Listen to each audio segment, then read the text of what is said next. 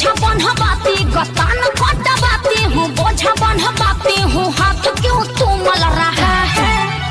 अरे और सुनिएगा दिमाग फेल हो जाएगा। अरे बताइए ना भौजी और का छोड़ कके नई हर से हाँ नई हर से कके नई हर से आए हूँ बिकम बलम बेलनवाना धरब चलब निकलम कके नई हर से आए हूँ बिकम जीती कोड़ा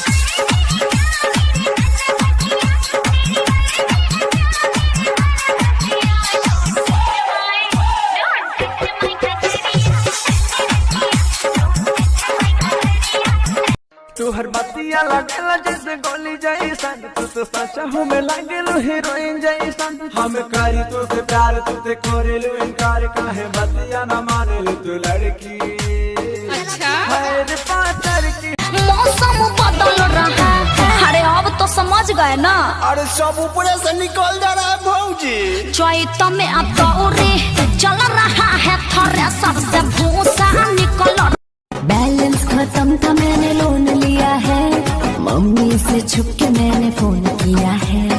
डरती तुम मम्मी से हम भी डरे क्या। नहीं फिर कॉल करें क्या। अरे कॉल करें क्या।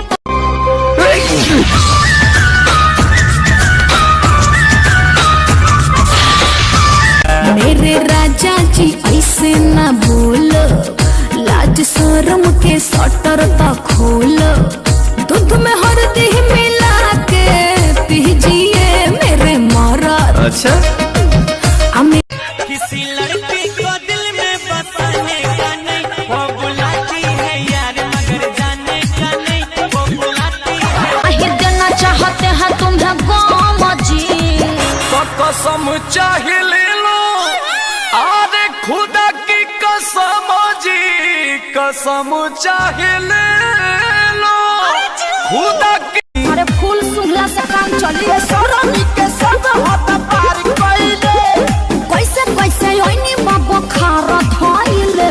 करो सिंखा आ हमारे करामा में ते बनरी लिखइले। मेरे खर्चे से छोरी बता मैं के डरू सू खर्चे से छोरी बता मैं के डरू सू छोरी ऐसे ऐसे खर्चे मैं रोज करूँ सू रे छोरी ऐसे ऐसे खर्चे मैं रोज करूँ सू।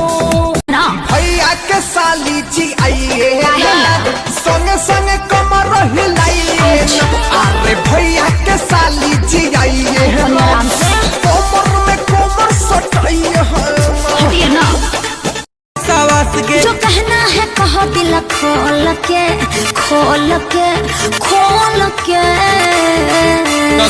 सुनाइए मगहिया मारा धियो 2020 से पहले किस करबाओ हाई पी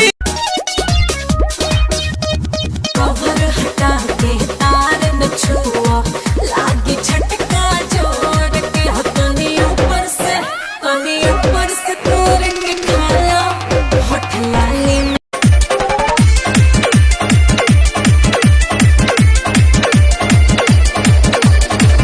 लुलिया मांगे ले लुलिया का मांगे ले।